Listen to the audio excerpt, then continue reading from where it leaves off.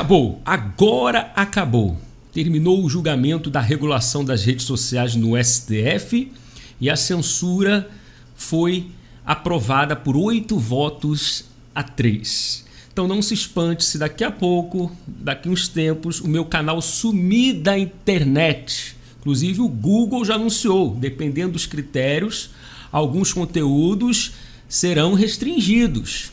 Porque é a plataforma que vai ser penalizada por um conteúdo meu, caso alguém se sinta ofendido com o meu conteúdo. E é óbvio que o Lula vai se ofender, o Moraes vai se ofender, e se não derrubar o meu vídeo, a plataforma, o YouTube, Facebook, que seja, leva multa. Então é melhor nem o Bruno falar, assim a plataforma vai entender, porque se ele falar eu vou levar multa. Então elimina logo esse tipo de conteúdo político, assim como humorístico, jornalístico, etc.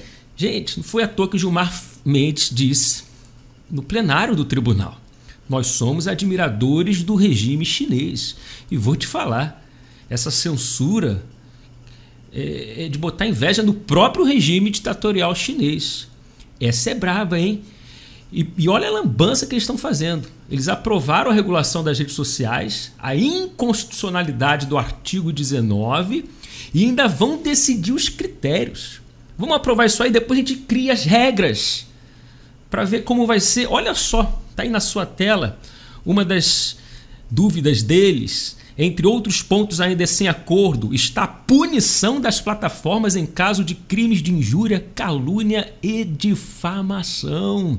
Ou seja, vão responsabilizar as plataformas pelos conteúdos de terceiros. Porque o artigo 19 ele só permitia, por exemplo, o YouTube ou outra plataforma derrubar a sua postagem com ordem judicial. Agora não. Se alguém mimizento, esse conteúdo doeu, derruba. Se não derrubar, multa.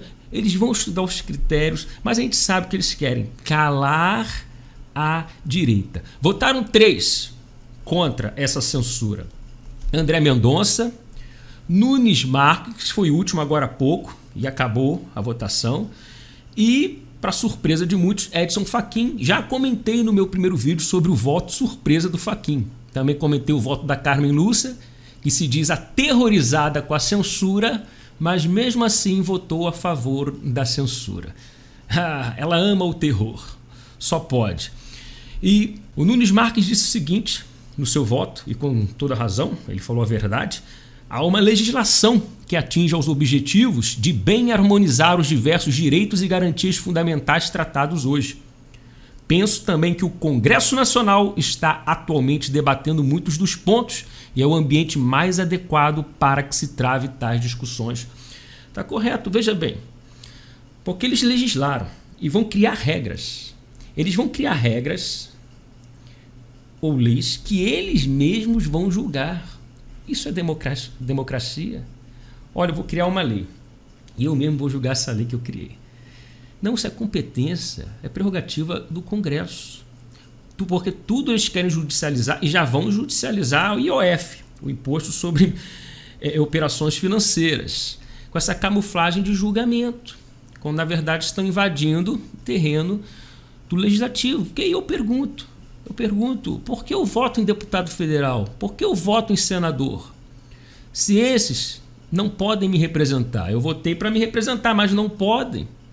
Porque tudo que eles fazem lá, se o STF quiser e sempre quer, estamos vendo, derruba.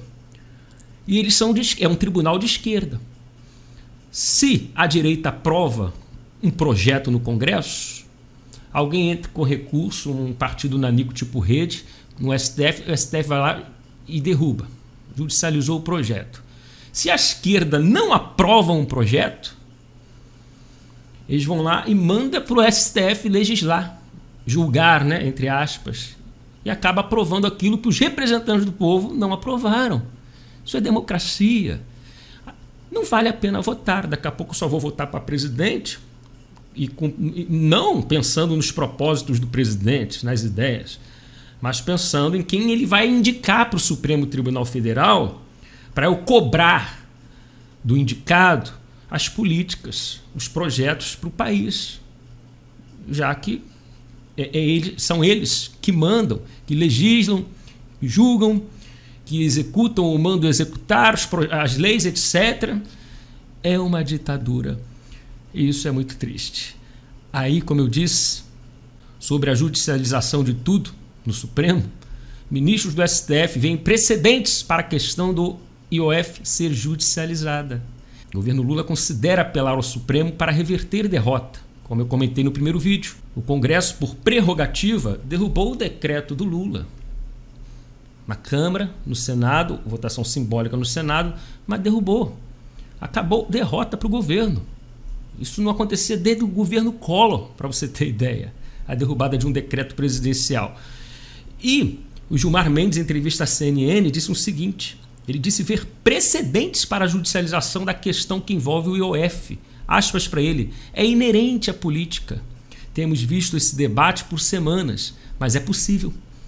Tem precedentes em caso que o decreto legislativo exorbite limites constitucionais.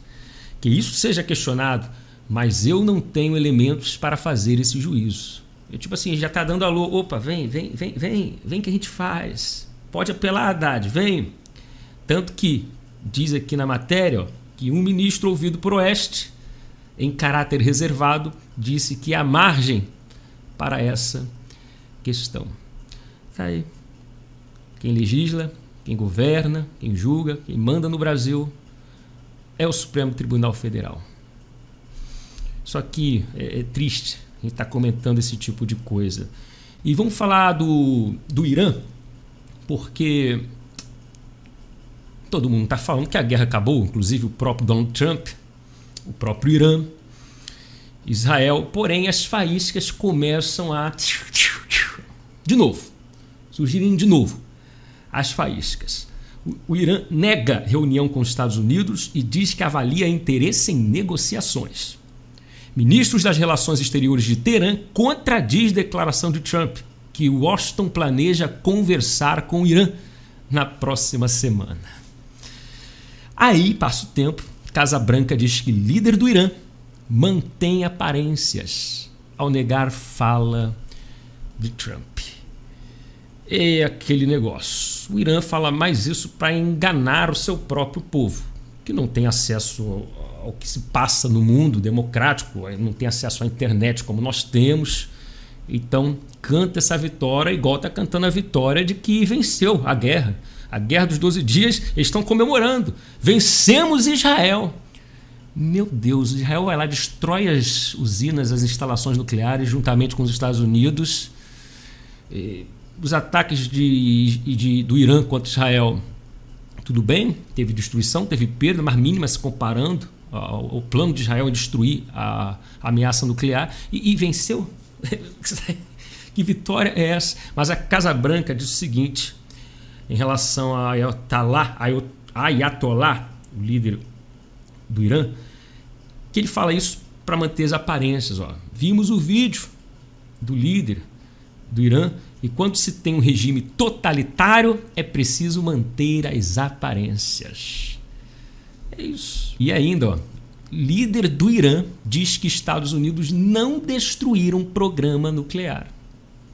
Deve ser outra mentira. Eu acredito que não destruiu 100%, óbvio que não. Mas grande parte, óbvio que sim. Ele diz que o líder do Irã, contrariando aí Washington e Tel Aviv, diz que seu país saiu vitorioso da guerra de 12 dias. Demos um tapa na cara dos Estados Unidos. Que tapa foi esse? Afirmou, garantindo que o país mantém suas ambições nucleares. Agora, qual Irã está falando a verdade? Porque esses dias o próprio Irã assumiu que o bombardeio foi eficaz, destruiu aqui, prejudicou muito o nosso programa nuclear. E agora já está com outro papo. É para cantar vitória, né? Para disfarçar o regime totalitário. Isso aqui, ó, mantém a ameaça mundial, a ameaça contra Israel, que eles estão produzindo bombas nucleares para guerra, não é para enfeitar o país.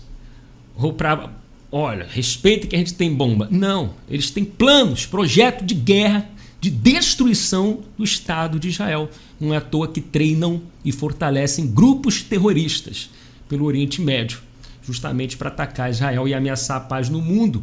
E aí você tem essa notícia aqui, até para encerrar o vídeo, olha, Estados Unidos e Israel querem que Irã entregue todos os seus estoques de urânio enriquecido. E aí?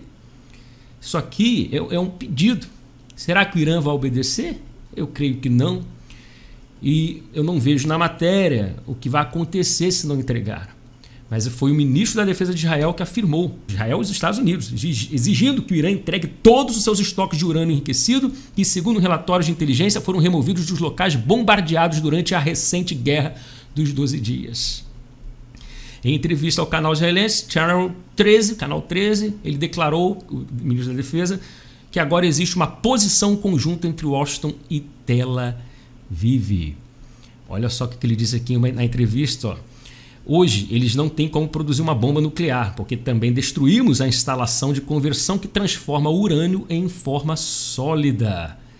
E diz aqui, ó, que desde o início a ideia era neutralizar a infraestrutura ao redor e que agora há uma posição conjunta americana e israelense dizendo ao Irã, vocês precisam entregar esse material.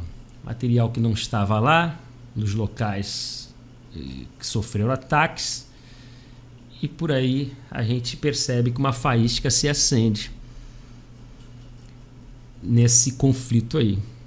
Não sei quais serão os próximos passos, mas nada está resolvido no conflito entre Irã e Israel. Deixe seu comentário se você gostou, compartilhe o vídeo com os amigos. Meu nome é Bruno Johnson e até o próximo vídeo.